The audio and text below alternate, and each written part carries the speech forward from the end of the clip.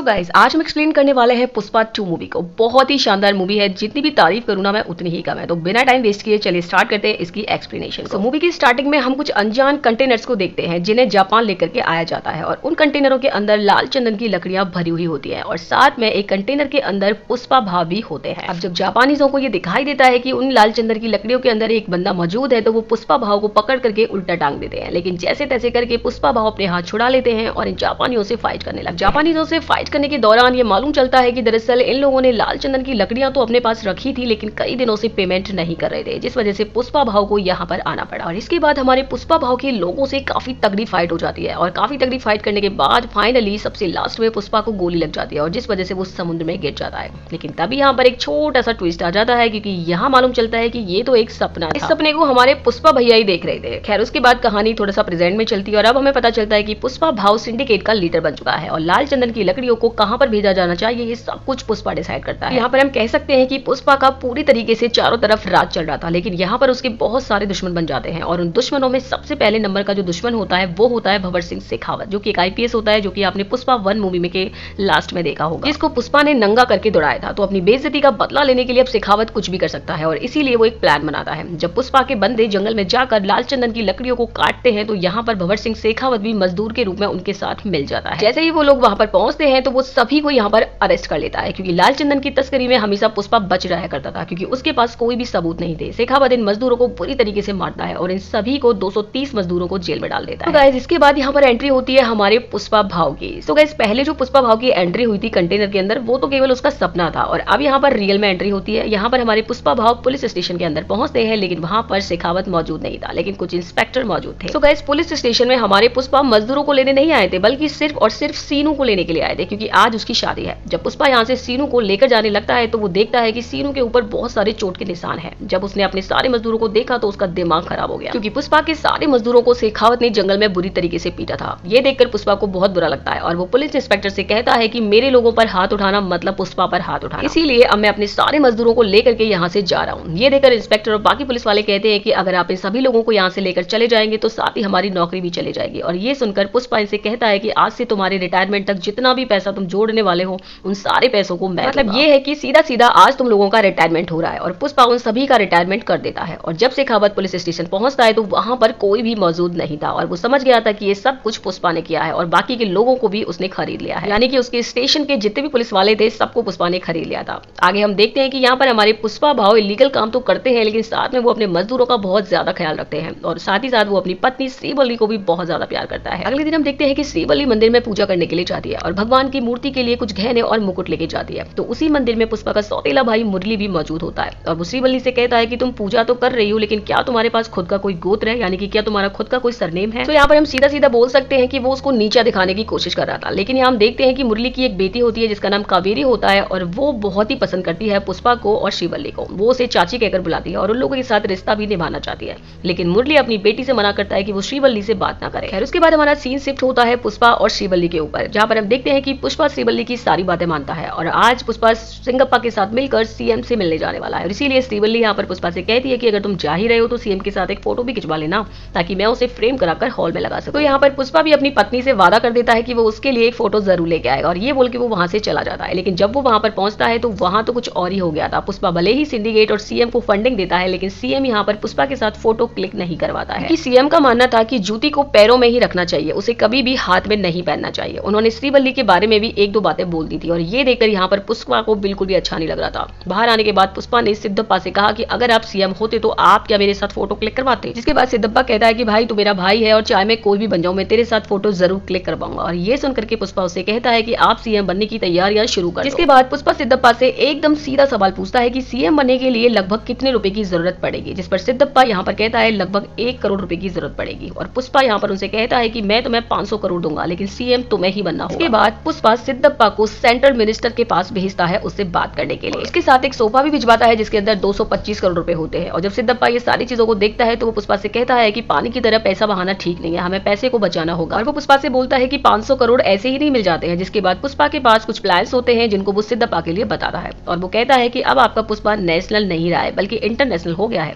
लाल चंदन की लकड़ियों की डील जब वो मुर्गन से किया करता था तब उसके बदले में यानी कि 1 टन के बदले में सिर्फ उसे 1 करोड़ मिलता था, लेकिन अगर वो इस डील को विदेश में ले जाकर करेगा तो उसे 2.5 से 3 करोड़ रुपए मिल सकता है, यानी कि हर एक टन पर 2.5 करोड़ रुपए। जिसके बाद यहाँ पर पुष्पा बिल्कुल भी देर नहीं करता है और तुरंत ही विदेश पहुंच जाता है, जहां पर उसकी मुलाकात एक बहुत ही बड़े बिजनेसमैन से होती है और वो लाल चंदन की लकड़ियों की डील करता है। उसे 2000 क्विंटल लकड़ियों को उन्हें देना था, यानी कि उस बिजनेसमैन को पुष्पा को 2000 क्विंटल लकड़ियां देनी थी और बदले में वो बिजनेसमैन उसको 5000 करोड़ रुपए देने वाला था। अब इसका सीधा सीधा मतलब ये था कि अगर पुष्पा को 5000 करोड़ रुपए कमाने हैं तो उसे 2000 करोड़ क्विंटल लाल चंदन की लकड़ियां बिजनेसमैन को देनी होगी। और आखिर क्या था, पुष्पा लग जाता है 2000 करोड़ क्विंटल लाल चंदन की लकड़ियों की जुगाड़ करने में और वो अपने सिंडिकेट के सारे मेंबर्स को एक्टिव कर देता है और उनसे कह देता है कि सारी जगह से मुझे लाल चंदन की लकड़ियां चाहिए। सिंडिकेट के सारे मेंबर लाल चंदन की लकड़ियों की जुगाड़ करने लगते हैं, वो लाकर पुष्पा को देने वाले होते हैं, लेकिन तभी वहां पर एंट्री हो जाती है मंगल सीनू और उसकी वाइफ की। इन लोगों को मालूम चल जाता है कि पुष्पा जल्दी ही 2000 क्विंटल लाल चंदन की लकड़ियों को बाहर भेजने वाला है और वो ये वाली बात शेखावत से जाकर कह देते हैं ताकि शेखावत उन सारी लकड़ियों को जब्त कर ले। और साथ ही साथ मंगल सीनू और उसकी वाइफ शेखावत से ये भी कह देते हैं कि सिंडिकेट के मेंबर्स को जाकर के वो डराए और धमकाए ताकि सारे के सारे सिंडिकेट के मेंबर डर जाएं और वो ये काम करने के बारे में सोचे भी नहीं। गाइस, मंगल सीनू यहाँ पर खुद ही सिंडिकेट का प्रेसिडेंट बनना चाहता है और ये वाली बात जब शेखावत को पता चलती है तो वो सारे के सारे चेक पोस्ट पर नाकाबंदी करवा देता है। तभी चेक पोस्ट पर लाल चंदन की लकड़ियों से भरा हुआ ट्रक पहुंचता है और उसी के साथ वहां पर पहुंच जाता है शेखावत। और इस बार शेखावत किसी पर भी रहम नहीं करता है, वो सारे के सारे ट्रकों को जला देता है और साथ में जितने भी सिंडिकेट के मेंबर वहां पर होते हैं सबको मौत के घाट उतार देता है। जबकि मंगल सीनू चाह रहा था कि बस वो डराए धमकाए, लेकिन यहाँ पर शेखावत ने उल्टा ही कर दिया था। और यहाँ पर हमारा शेखावत मंगल सीनू से कहता है कि मेरा डराने का अंदाज थोड़ा अलग है और मैंने इसे मार दिया है, इसी वजह से सिंडिकेट के बाकी मेंबर भी स्मगलिंग करने से डर जाएंगे। खैर, उसके बाद हम देखते हैं कि सिंडिकेट के जिस मेंबर को शेखावत ने मारा था उसकी श्रद्धांजलि पर सभी लोग पहुंचते हैं पुष्पा को छोड़कर। लेकिन तभी मंगल सीनू और यहीं के कुछ लोग जो है वो सिद्धप्पा से कहने लगते हैं कि अगर पुष्पा और भंवर सिंह के बीच दोस्ती नहीं हुई तो वो ऐसे ही लोगों को मारता रहेगा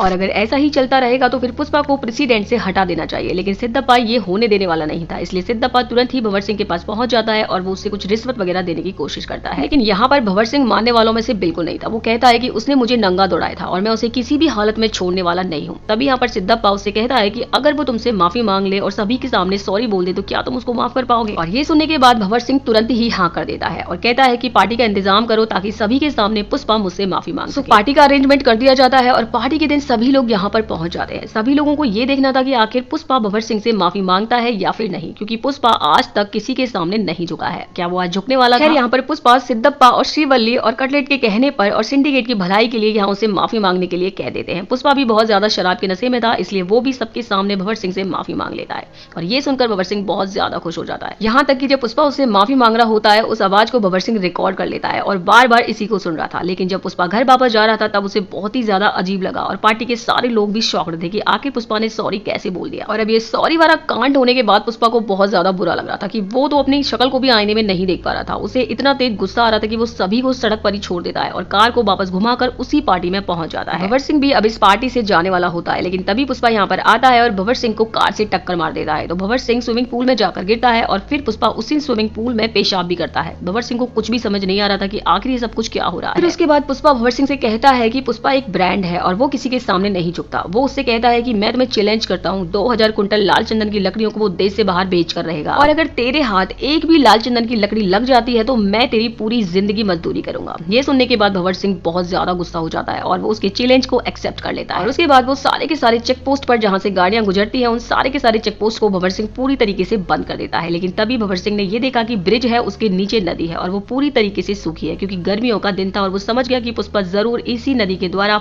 अपने ट्रक को निकालने वाला था। उसका शक भी एकदम सही निकलता है क्योंकि पुष्पा के सारे लाल चंदन के जो ट्रक हैं वो नदी के द्वारा ही बाहर जा रहे थे। तो पुलिस की जीप इन्हें कई बार पकड़ने की कोशिश करती है लेकिन वो नहीं पकड़ पाते। लेकिन आखिर में भंवर सिंह इनके ट्रक के सामने आ जाता है और एक बड़ी सी शॉटगन लेकर इनके ऊपर फायरिंग करता है और सभी कटलेट जो है वो अपने पुष्पा के पास कॉल करके सारी जानकारी बता देता है। पुष्पा कहता है कि तुम वहां से कूद जाओ, जितने भी ट्रक है सारे ड्राइवर वहां से बाहर निकलो। पुष्पा कहता है मुझे किसी भी इंसान की जान को खतरे में नहीं डालना है और यहाँ पर कटलेट जब उसकी बात सुनता है तो सारे के सारे ड्राइवर को लेकर यहाँ से चला जाता है और भंवर सिंह इनके ऊपर फायरिंग कर रहा था और ट्रक में जितनी भी लाल चंदन की लकड़ियां थी वो उन सबको जब्त कर लेता है। और ये देखकर भंवर सिंह और मंगल सीनू और उसकी वाइफ बहुत ही ज्यादा खुश हो जाते हैं और वो तो एंजॉय भी कर रहे होते हैं। मीडिया के सामने सारी बात कह भी देते हैं कि सारी की सारी लाल चंदन की लकड़ियां पुष्पा की है। लेकिन थोड़ी देर के बाद मालूम चला कि वो सारी की सारी लाल चंदन की लकड़ियां नॉर्मल लकड़ियां, मतलब कि उन लकड़ियों में एक भी असली लाल चंदन की लकड़ी थी ही नहीं। और यहाँ पर भंवर सिंह पूरी तरीके से हार चुका था। इसका सीधा मतलब ये था कि मंगल सीनू और उसकी वाइफ और भंवर सिंह तीनों के तीनों फूल बन चुके थे। और पुष्पा उनसे कहता है पुष्पा नाम सुन के फ्लावर समझे क्या? फ्लावर नहीं, वो वर्ल्ड वाइड फायर है। और साथ ही वो इन लोगों को इशारे में कह देता है कि जल्दी ही वो इन सारी की सारी लाल चंदन की लकड़ी लकड़ियों को यहाँ से क्रॉस करवाने वाला है, अगर तुम इन्हें रोक सकते हो तो रोक लो। उसके बाद हम देखते हैं कि पुष्पा, श्रीवल्ली और उसकी पूरी फैमिली माता काली के फेस्टिवल में पहुंचते हैं और वहां पर श्रीवल्ली को अचानक से चक्कर आने लगते हैं और मालूम चलता है कि श्रीवल्ली प्रेग्नेंट है। और ये देखकर पुष्पा बहुत ज्यादा खुश हो जाता है। वो काली माता का गेटअप धारण कर लेता है और फिर काली माता का एक सॉलिड तांडव करता है और ये सीन इतना ज्यादा शानदार है कि दोस्तों रोंगटे खड़े कर देता है। देखने के बाद श्रीवल्ली पुष्पा से कहती है कि आखिर तुम ये क्या कर रहे हो, जिस पर पुष्पा कहता है कि मेरी एक इच्छा है कि मैं काली माता जैसी लड़की चाहता हूँ, क्योंकि अगर लड़का हुआ तो उसे भी सरनेम देना पड़ेगा, लड़की हुई तो वो किसी दूसरे के घर जाकर उसे कोई दूसरा सरनेम मिल जाएगा। इसी के साथ हम देखते हैं कि यहाँ पर कुछ लोग होते हैं जो पुष्पा की भतीजी के साथ मिसबिहेव कर रहे होते हैं और वो उनके साथ बदतमीजी भी कर रहे थे। ये देखकर पुष्पा बहुत तेज गुस्से में आ जाता है और फिर लोगों से फाइट करना स्टार्ट कर देता है और ये सारे एक्शन सीक्वेंस बहुत ही कमाल के होते हैं। तभी यहाँ पर मुरली आ जाता है। उसके बाद वो पुष्पा से कहता है कि तुम कुछ भी कर लो लेकिन तुम्हें तुम्हारे बाप का नाम तो कभी नहीं मिलने वाला। तुम्हें ऐसा लग रहा है कि तुम हमारे साथ हो जाओगे और ऐसा कुछ भी कर दोगे तो तुम्हें हमेशा के लिए हमारा नाम मिल जाएगा, ऐसा कभी नहीं होगा।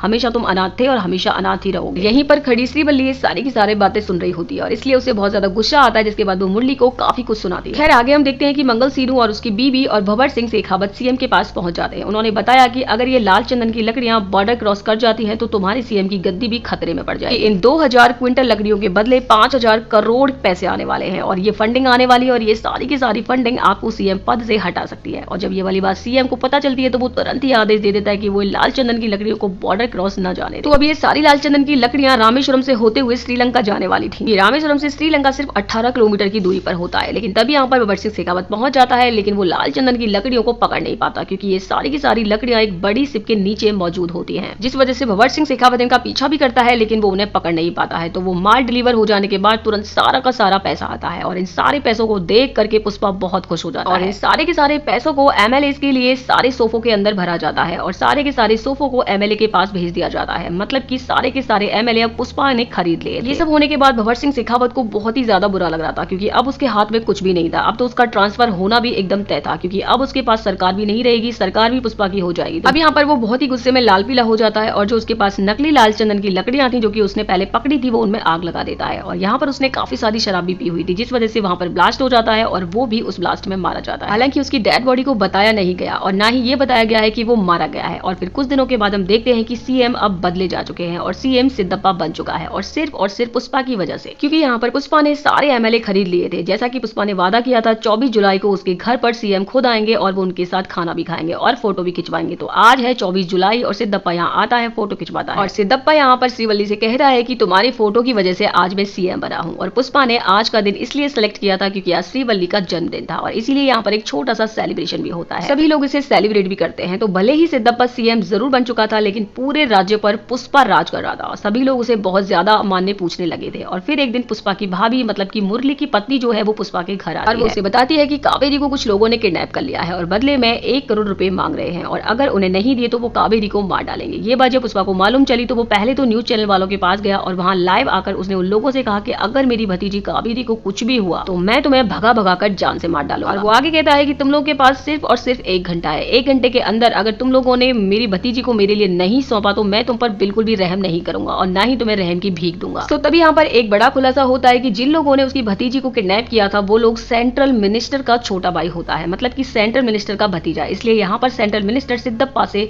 पुष्पा के पास कॉल करवाता है और वो लोग पुष्पा से कहते हैं कि वो सेंट्रल मिनिस्टर का भतीजा है इसलिए वो उसके साथ कुछ भी ना और हम उससे जल्द से जल्द कांटेक्ट कर लेंगे और वो कावेरी को छोड़ देगा। अगर वो उसके साथ कुछ भी कर दे तब भी तुम्हें कुछ नहीं करना। लेकिन पुष्पा कहता है कि मुझे कोई फर्क नहीं पड़ता है कि सेंट्रल मिनिस्टर भाड़ में जाए और सिद्धप्पा सीएम भी भाड़ में जाए, मुझे किसी से कोई भी लेना देना नहीं है। सेंट्रल मिनिस्टर का भतीजा पुष्पा से करोड़ों रुपयों की मांग करता है और वो उसे अकेले ही अपने अड्डे पर बुलाता है और पुष्पा भी उसकी बात मान जाता है और हेलीकॉप्टर से वहां पर पहुंच जाता है, जहां पहुंचकर सबसे पहले तो वो शॉट गन से फायर करता है। तभी मिनिस्टर का भतीजा पुष्पा से कहता है कि तेरी भतीजी गन पॉइंट पर है इसलिए तुझे थोड़ा ठंडा रहना पड़ेगा, जिस पर पुष्पा उसे अपनी गन दे देता है और बाद में ये लोग पुष्पा को बुरी तरीके से मारने लगते हैं। इन्हें बहुत अच्छे से मालूम है कि पुष्पा के हाथ बंधे रहने के बावजूद ये कमाल कर सकता है और सभी को बुरी तरीके से मार भी सकता है, इसीलिए इस बार वो बिल्कुल भी रिस्क नहीं लेते हैं। इसीलिए वो पुष्पा के हाथ और पैर दोनों को बांध देते हैं और जिसके बाद फिर वो उसकी भतीजी के साथ बदतमीजी करने लगते हैं। अब जैसे ही पुष्पा ये सब कुछ अपनी आंखों से देखता है तो आउट ऑफ कंट्रोल हो जाता है और उड़ उड़ करके उन्हें अपने मुंह से काटकर बुरी तरीके से मारने लगता है। सो गाइस यहाँ पर हमें बहुत ही कमाल का एक्शन सीन देखने को मिलता है। अब यहाँ पर मिनिस्टर का भाई भी पहुंच चुका था तो पुष्पा मिनिस्टर के भाई समेत भतीजे को भी मार डालता है और ये सारी बातें जब मिनिस्टर को मालूम चलती हैं तो वो पूरे तरीके से पागल हो जाता है। अगले सीन में हम देखते हैं कि पुष्पा जब अपने घर होता है तब उसके घर पर मुरली आता है और मुरली को अपनी गलती का एहसास हो गया था, इसीलिए वो पुष्पा और उसकी पूरी फैमिली से माफी मांगने के लिए आया था। वो कहता है कि मुझे बहुत अच्छे से मालूम चल गया है कि कि आप मेरे ही फैमिली के हो और मैं यहाँ पर कावेरी का कार्ड देने के लिए आया हूँ क्योंकि उसकी शादी होने वाली है और कावेरी ने मुझसे कहा है कि अगर पुष्पा भाऊ इस शादी में नहीं आते हैं तो वो मंडप में नहीं बैठने वाली है। तब श्रीवल्ली हुई पुष्पा को बताती है कि सारे के सारे कार्डों पर माँ का नाम है और साथ ही तुम्हारा नाम भी, और पिता की जगह पर अपना नाम देखकर पुष्पा बहुत ज्यादा इमोशनल हो जाता है और उसके बीच आजू बाजू भीड़ लग जाती है उसे चुप करने के लिए, क्योंकि पुष्पा को ऐसा रोता हुआ आज तक कभी भी किसी ने भी नहीं देखा था। और पुष्पा भी यहाँ पर मुरली और उसकी पूरी फैमिली को माफ कर देता है और बाद में अपने पूरे परिवार के साथ वो कावेरी की शादी में पहुंच जाता है। सभी लोगों ने एक दूसरे को माफ कर दिया था और अब सब आगे बढ़ चुके थे। लेकिन दूसरी तरफ मिनिस्टर के घर पर मातम छाया हुआ था क्योंकि मिनिस्टर का भाई और उसका बेटा दोनों के दोनों मारे गए थे। यहाँ पर एक आदमी आता है और उसके हाथ में एक पार्सल होता है। जैसे ही वो आदमी उस पार्सल को मिनिस्टर के पास लेकर आता है तभी अचानक से एक आदमी पहाड़ी पर खड़ा होता है और वो उस पार्सल को वहीं से ब्लास्ट कर देता है और इसी के साथ ये मूवी यहीं पर खत्म हो जाती है। गाइस, वो पहाड़ पर खड़ा आदमी जिसने वो पार्सल ब्लास्ट किया था वो कौन था ये इस मूवी में नहीं बताया गया है, लेकिन पुष्पा 3 का अनाउंसमेंट कर दिया गया है। जो पुष्पा का स्वैग गजब का है। पुष्पा सॉरी बोल देता है लेकिन पुष्पा तो झुकता नहीं है और फिर जो होता है उसे बवाल कहते हैं। ये फिल्म ऐसा सिनेमा है जो लोग थिएटर जाने को मजबूर हो जाएंगे। फिल्म की लंबाई अकती नहीं है बल्कि लगता है और कुछ भी होता तो मजा आ जाता। आपको ये मूवी कैसी लगी आप मुझे कमेंट सेक्शन में जरूर बताएगा। मिलते हैं नई वीडियो में नई मूवी के साथ, तब तक के लिए बाय बाय।